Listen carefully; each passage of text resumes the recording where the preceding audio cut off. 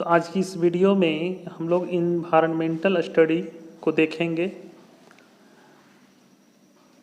Environmental study के मुख्य मुख्य जो चैप्टर हैं उसके मुख्य प्रश्नों को हम लोग देखेंगे, समझेंगे और इसको अच्छे ढंग से हम लोग इस पूरे प्रश्नावली को समझने का प्रयास करेंगे। आइए आज का वीडियो शुरू करते हैं। तो नमस्कार दोस्तों, स्वागत है आप सभी का मेरे YouTube चैनल एजुकेशनल सॉल्यूशन में। चैनल में नए हैं तो चैनल को सब्सक्राइब कर लें। वीडियो पसंद आता है तब लाइक करें, कमेंट करें, शेयर करें। तो आइए आज का चैप्टर हम लोग शुरू करते हैं। जैसा कि आप देख पा रहे हैं, इन्वायरमेंट एक शब्द आप यहाँ पे देख रहे हैं। समझिए, समझना जरूरी है, रट्टा मारिएगा भूल जाइएगा, समझना जरूरी है। इन्वायरमेंट शब्द की जो उत्पत्ति हुई है वो फ्रेंच भाषा के इन्वायरनर से हुई है। फ्रेंच भाषा के इन्वायरनर से हुई है, जिसका अर्थ होता है घिरा हुआ। इन्वायरमेंटल शब्द की जो उत्पत्ति हुई है वो फ्रेंच भाषा के इन्वायरनर से हुई है, जिसका अर्थ होता है घिरा हुआ। पारिस्थितिकी जिसको इंग्लिश में इकोलॉजी कहा जाता है, इस शब्द का सर्वप्रथम प्रयोग अर्नेस्ट हैकल ने 1869 में किया। पारिस्थितिकी वह विज्ञान है जिसके अंतर्गत समस्त जीवों तथा भौतिक पर्यावरण के मध्य उनके अंतर संबंधों का अध्ययन किया जाता है।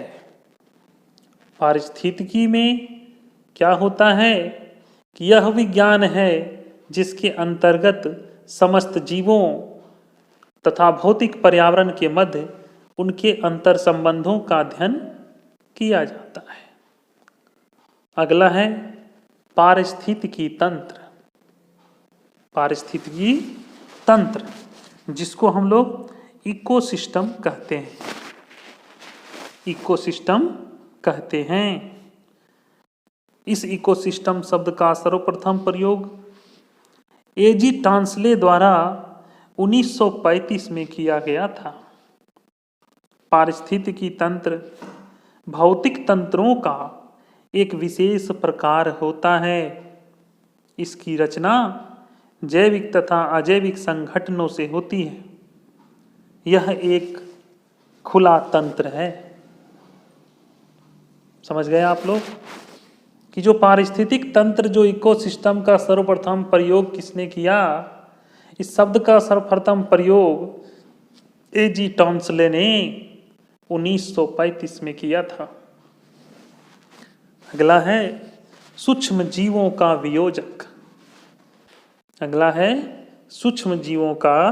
वियोजक। यह मृत पौधों और जंतुओं के जैविक पदार्थ को सड़ा गलाकर मृदा के निर्माण में महत्वपूर्ण भूमिका निभाते हैं। ध्यान देंगे आप लोग, यह मृत पौधों और जंतुओं के जैविक पदार्थों को सड़ा गला कर मृदा के निर्माण में महत्वपूर्ण भूमिका निभाते हैं। सूक्ष्म जीवों के अंतर्गत बैक्टीरिया तथा कवक को भी शामिल किया जाता है। यानी सूक्ष्म जीवों में बैक्टीरिया और कवक को भी जाना जाता है। ठीक है। सूर्य से प्राप्त ऊर्जा पृथ्वी पर विद्युत चुंबकीय तरंगों के रूप में प्राप्त होती है। सूर्य से जो ऊर्जा हमें मिलती है, सूर्य से जो ऊर्जा हमें प्राप्त होती है वो विद्युत चुंबकीय तरंगों के रूप में प्राप्त होती है। जल पृथ्वी पर प्राकृतिक रूप से पाया जाने वाला एकमात्र अकार्बनिक तरल पदार्थ है। आप जान लें कि जल जो होता है वो एकमात्र कार्बनिक तरल पदार्थ है। ठीक है, जैसा कि आप देख पा रहे हैं, एकमात्र कार्बनिक पदार्थ है।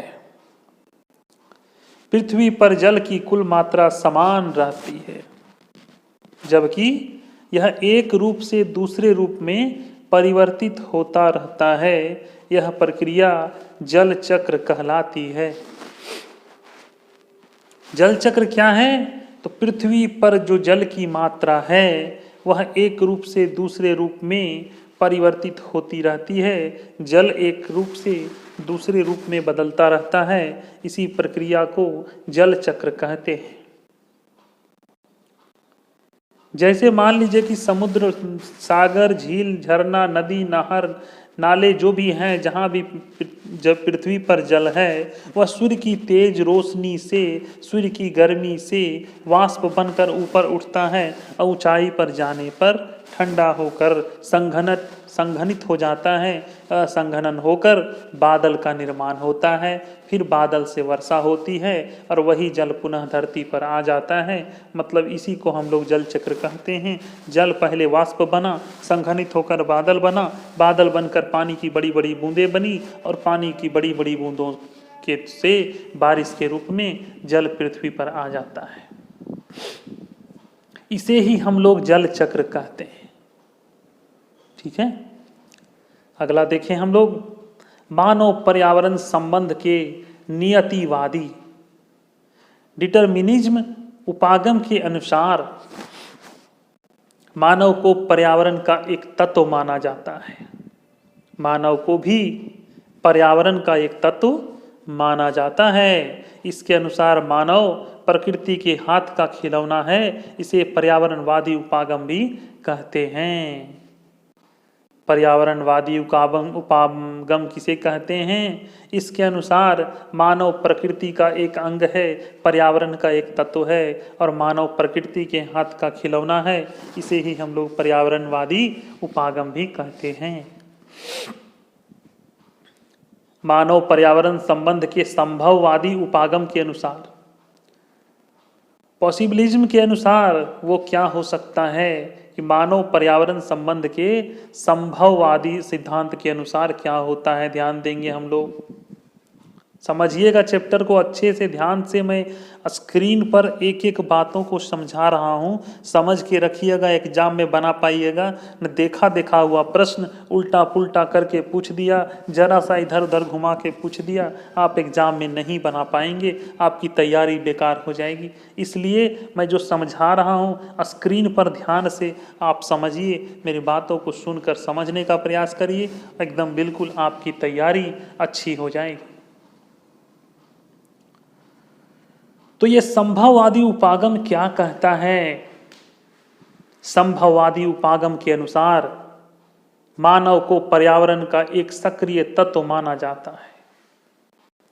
इसका विचार है कि मनुष्य प्रकृति पर विजय प्राप्त कर चुका है तथा प्रकृति में मनचाहा परिवर्तन करने में समर्थ है। ये प्राकृतिक संसाधनों के अति दोहन पर विश्वास करते हैं। अभी हम लोग देखें कि पर्यावरणवादी उपागम के अनुसार मानव का प्रकृति पर कोई कंट्रोल नहीं है। मानव प्रकृति के हाथ का खिलौना है। प्रकृति चाहे जैसे चाहे वैसे मानव को चलना पड़ेगा। लेकिन ये संभववादी उपागम कहता है कि नहीं, मानव जो है, मनुष्य जो है, वो प्रकृति पर विजय प्राप्त कर चुका है। प्रकृति में मनचाहा परिवर्तन वो अपने ढंग से कर सकता है। कहने का मतलब है कि यह प्राकृतिक संसाधनों के दोहन की बात करता है। उस दोहन की बात करता है कि हम जितना चाहें इसका दोहन कर सकते हैं। मानव पर्यावरण संबंध के नवनियतिवादी नॉन डिटर्मिनिज्म के अनुसार क्या हम लोग देखते हैं? डिटर्मिनिज्म अभी हम लोग देखे थे, ये नॉन डिटर्मिनिज्म है। तो इसके अनुसार प्रकृति का अत्यधिक दोहन विनाशकारी बताया गया है। सही बात है, अगर हम प्रकृति का दोहन करते हैं तो ये हमारे लिए विनाशकारी साबित हो सकता है। इसके अनुसार मानव को प्रकृति के अनुसार अपनी विकास की नीतियां बनाना चाहिए। मानव को प्रकृति के अनुसार ऐसा नहीं कि मानव के अनुसार प्रकृति चले, नहीं, प्रकृति के अनुसार मानव को चलना पड़ेगा, उसी के अनुसार अपनी विकास की नीतियां बनानी पड़ेगी। सतत विकास, सस्टेनेबल डेवलपमेंट की अवधारणा का विचार इसी उपागम से लिया गया है। सतत विकास क्या है? सस्टेनेबल डेवलपमेंट क्या है? सतत विकास का अर्थ है वर्तमान की जरूरतों को पूरा करने के लिए भावी पीढ़ियों का भी हमें ध्यान रखना पड़ेगा, भावी पीढ़ियों के लिए संसाधनों को सुरक्षित रखना पड़ेगा, भावी पीढ़ियों के लिए भी संसाधनों को बचाकर चलना पड़ेगा। यही आपका सतत विकास है। उष्णकटिबंधीय सदाबहार वन विषुवत रेखा के निकट उत्तरी व दक्षिणी गोलार्ध में पाए जाते हैं, जहां साल भर तापमान और आर्द्रता काफी उच्च रहती है तथा औसत वर्षा, वार्षिक वर्षा 200 सेंटीमीटर से अधिक होती है। यहाँ विश्व की सर्वाधिक जैव विविधता पाई जाती है। इसे डोल ड्रम की पेटी भी कहा जाता है। इसको आप ध्यान देंगे, डोल ड्रम की पेटी क्या है। टैगा वन आर्कटिक वृत्त 66.5 N के चारों ओर यूरोप, एशिया व उत्तरी अमेरिका महाद्वीप में पाए जाते हैं। इन्हें शंकुधारी वन कहते हैं। इनका विस्तार सभी वन क्षेत्रों में अधिक है, जबकि वह जैव विविधता सबसे कम है। कौन से वन कहाँ पाए जाते हैं, किसे हम क्या कहते हैं, ये मैं समझा रहा हूँ, ध्यान देकर आप सुनिए कि टैंगा वन आर्कटिक वृत्त के चारों ओर यूरोप, एशिया व उत्तरी अमेरिका महाद्वीप में पाए जाते हैं। यही टैंगा वन शंकुधारी वन है। इनका विस्तार सभी वन क्षेत्रों में सर्वाधिक है, जबकि जैव विविधता सबसे कम है। टैंगा वन में सबसे अधिक मुलायम लकड़ी प्राप्त होती है। चीड़, देवदार, फरस, स्प्रूस आदि मुलायम लकड़ियों वाले वृक्ष हैं जो इन वनों में पाए जाते हैं। एक प्रश्न आपका आया है कि मुलायम लकड़ी कौन कौन सा है, तो चीड़ है, देवदार है, फर है और स्प्रूस है। ये सब मुलायम लकड़ियों वाले वृक्ष हैं जो इन वनों में पाए जाते हैं। विषुवत वृत्त से ध्रुवों की ओर बढ़ने पर जैव विविधता में कमी आती है। ऊंचाइयों की अपेक्षा घाटियों में जैव विविधता अधिक होती है। इस बात को ध्यान रखेंगे कि ऊपरी जो क्षेत्र होता है, ऊंचाइयां जो होती है, उसके अगर तुलना में हम देखें तो घाटियों में जैव विविधता अधिक होती है। ताप अधिक होने पर जैव विविधता अधिक होती है।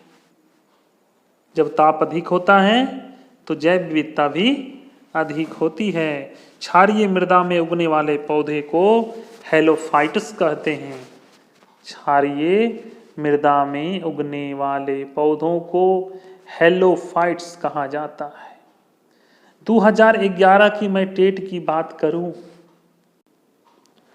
2011 टेट में मैंने देखा था कि जो पर्यावरण अध्ययन के प्रश्न थे उनमें इंग्लिश शब्दों का इस्तेमाल ज़्यादा किया गया था।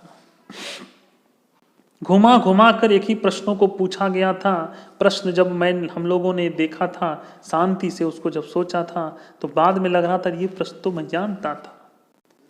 हड़बड़ी में क्या हुआ, प्रश्न अंग्रेजी में थे, प्रश्न हिंदी में भी थे, लेकिन शब्द इस तरह के शब्दों का इस्तेमाल किया गया था जो थोड़ा समझने में हम लोगों को दिक्कत महसूस हो रही थी। तो क्षारीय मृदा में उगने वाले पौधों को हेलोफाइट्स कहा जाता है। लाल रंग प्रकाश संश्लेषण के लिए सबसे उपयुक्त होता है। प्रकाश संश्लेषण किसे कहते हैं? हरे पेड़ पौधे सूर्य प्रकाश, कार्बन डाइऑक्साइड की उपस्थिति में भोजन बनाते हैं। पत्तियां भोजन बनाने का काम करती हैं। तो पौधों के द्वारा, पत्तियों के द्वारा जो भोजन बनाने की प्रक्रिया है, इसी प्रक्रिया को हम लोग प्रकाश संश्लेषण कहते हैं। तो प्रकाश संश्लेषण के लिए लाल रंग सबसे उपयुक्त माना गया है। लाइकेन छोटी वनस्पतियों का समूह है जो कवक व शैवाल द्वारा निर्मित होता है। दक्षिणी पश्चिमी रूस के घास के मैदानों को स्टेपी कहा जाता है। बहुत ही इम्पोर्टेंट प्रश्न आ रहे हैं जिसको आप ध्यान से बारीकी से इसको देखें कि दक्षिणी पश्चिमी रूस के घास के मैदानों को स्टेपी कहा जाता है। दक्षिण अफ्रीका के घास के मैदानों को वेल्ड कहा जाता है। दक्षिण अफ्रीका के घास के मैदानों को क्या कहा जाता है? वेल्ड कहा जाता है। और दक्षिणी पश्चिमी रूस के घास के मैदानों को स्टेपी कहा जाता है।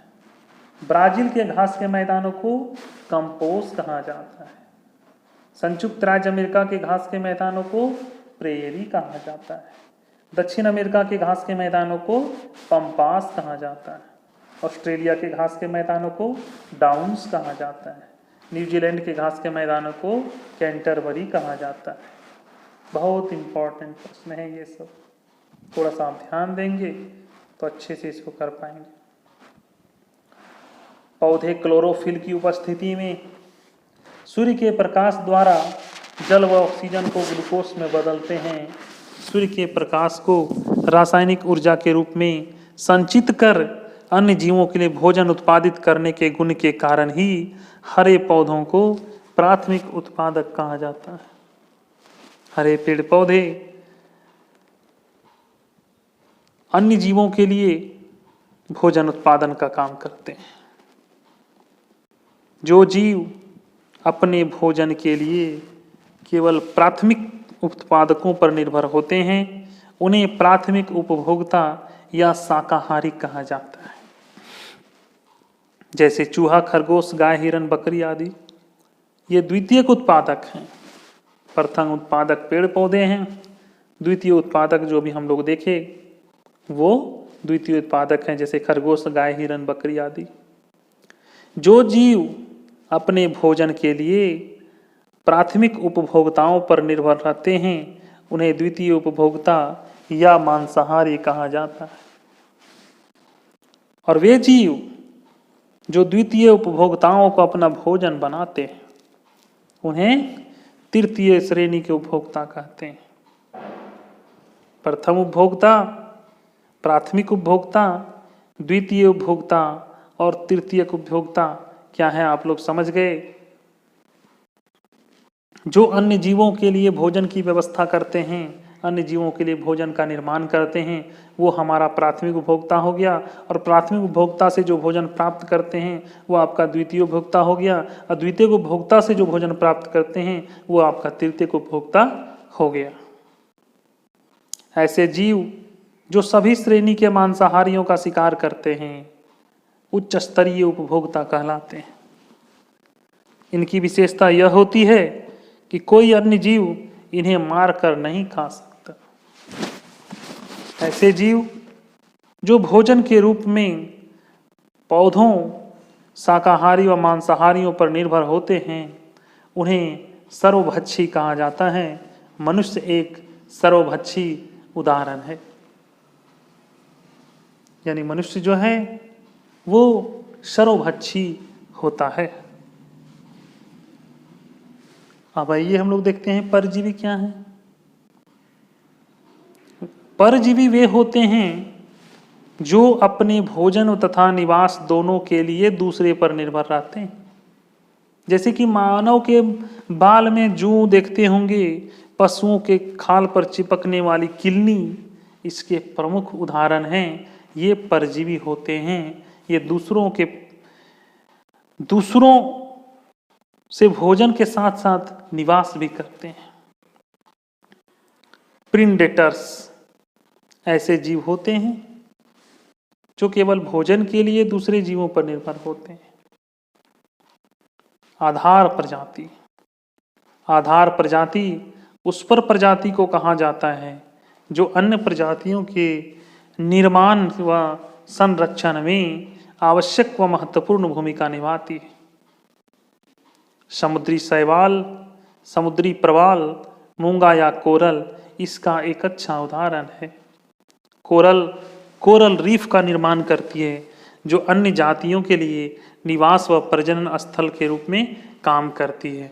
ये सभी प्रश्न आप सुनकर याद न करें, इसको कॉपी पर जरूर से जरूर लिख लें तो अच्छा होगा। अम्ब्रेला प्रजाति।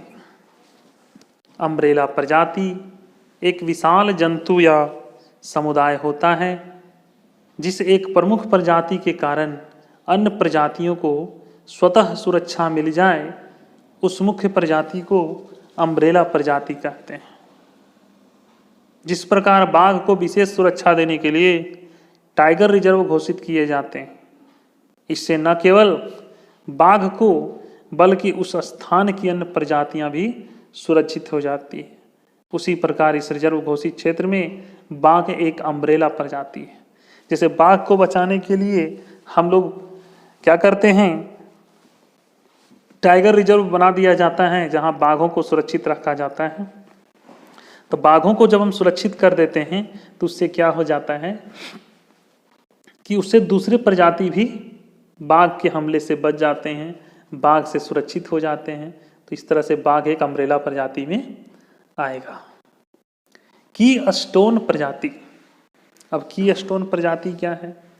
ये उस प्रजाति को कहा जाता है जो अपने परिस्थिति तंत्र में अत्यधिक प्रभाव रखती है। की स्टोन प्रजाति के निर्धारण में उस प्रजाति के जीवों की अधिक संख्या को नहीं बल्कि उनके परितंत्र में कार्यों की गणना की जाती है। उनकी संख्या को नहीं देखा जाता है, उनके कार्यों को देखा जाता है। संकेतक प्रजाति किसी पौधे या जंतु की ऐसी प्रजाति जो पर्यावरण परिवर्तन के प्रति बहुत अधिक संवेदनशील हो। इसका अर्थ है कि जो प्रजातियां पारिस्थितिकी तंत्र को हानि होने का शीघ्र संकेत करती है, संकेतक प्रजातियां कहलाती है। जैसे कि मान लीजिए कि वायु प्रदूषण की अधिकता की जांच के लिए लाइकेन तथा जल प्रदूषक के संकेतक के रूप में मछली को संकेतक प्रजाति माना गया है। यानी उनसे ये पता चल जाता है कि पर्यावरण परिवर्तन के प्रति इनका संवेदनशील कैसा है। हरे पेड़ पौधे प्रकाश संश्लेषण क्रिया द्वारा सौर या प्रकाश ऊर्जा को रासायनिक ऊर्जा ग्लूकोज में परिवर्तन होता है। किसी क्षेत्र में प्राथमिक उत्पादक यानी हरे पेड़ पौधे को प्राथमिक उत्पादक कहा जाता है। हरे पेड़ पौधों द्वारा प्रति इकाई सतह में प्रति इकाई समय में सकल संचित ऊर्जा की मात्रा को पारिस्थितिकी उत्पादकता इकोलॉजिकल प्रोडक्टिविटी कहते हैं। प्राथमिक उत्पादक यानी हरे पेड़ पौधे द्वारा आत्मसात की गई कुल ऊर्जा की मात्रा को सकल प्राथमिक उत्पादन जीपीपी कहते हैं। सकल प्राथमिक उत्पादन जीपीपी में श्वसन द्वारा नष्ट ऊर्जा की मात्रा को घटाने पर प्राप्त सकल ऊर्जा को शुद्ध प्राथमिक उत्पादन एनपीपी कहते हैं। फिर से समझेंगे हम लोग इसको, इस पॉइंट को हम लोग फिर से समझेंगे कि सकल प्राथमिक उत्पादन में से श्वसन द्वारा नष्ट ऊर्जा की मात्रा को अगर घटा दें तो जो प्राप्त जो सफल ऊर्जा है वो आपका शुद्ध प्राथमिक उत्पादन एनपीपी है। विश्व की औसत शुद्ध प्राथमिक उत्पादकता एनपीपी 320 ग्राम प्रति वर्ग मीटर प्रति वर्ष है। विश्व की औसत शुद्ध प्राथमिक उत्पादकता एनपीपी जो है वो 300 ग्राम प्रति वर्ग मीटर प्रति वर्ष है, जबकि उष्णकटिबंधीय वर्षावन और दलदली क्षेत्र व एस्च्यूरी में विश्व की सर्वाधिक शुद्ध प्राथमिक उत्पादकता 2000 ग्राम प्रति वर्ग मीटर प्रति वर्ष है। किसी भी परिस्थिति तंत्र में प्रति इकाई समय एवं प्रति इकाई क्षेत्र में जीवित पदार्थों के सकल शुष्क भार को बायोमास कहा जाता है। इकोटोन दो भिन्न भिन्न बायोम के बीच का क्षेत्र है। इन जगहों में दो अलग अलग समुदाय की प्रजातियों का मेल होता है। ऐसे स्थानों पर रहने वाली प्रजातियां जलवायु से अनुकूल करने में अधिक सक्षम होती हैं। पृथ्वी तक पहुंचने वाली सौर ऊर्जा का करीब 1% भाग प्रकाश संश्लेषण की क्रिया में प्रयुक्त होता है। ऊर्जा स्थानांतरण के 10% के नियम के अनुसार एक पोषण स्तर से दूसरे पोषण स्तर पर मात्र 10% ऊर्जा ही स्थानांतरित होती है। इस नियम को 1942 में लिंडेमान ने प्रतिपादित किया था।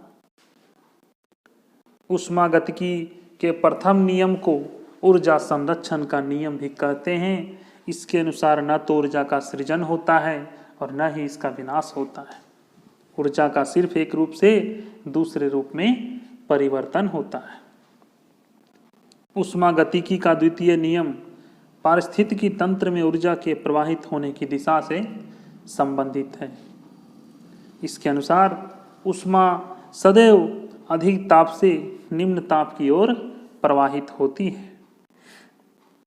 पारिस्थितिकी पिरामिड की अवधारणा का प्रतिपादन चार्ल्स एटन 1927 में किया था। खेती सबसे प्राचीन पद्धति झूम खेती है।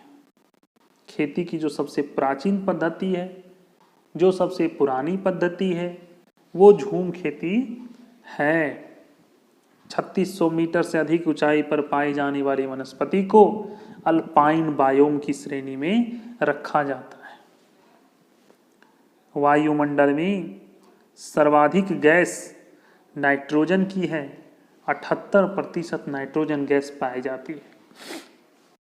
वायुमंडल में आर्गन गैस की जो मात्रा होती है वो 0.93% है और कार्बन डाइऑक्साइड की जो मात्रा है वो 0.03% है।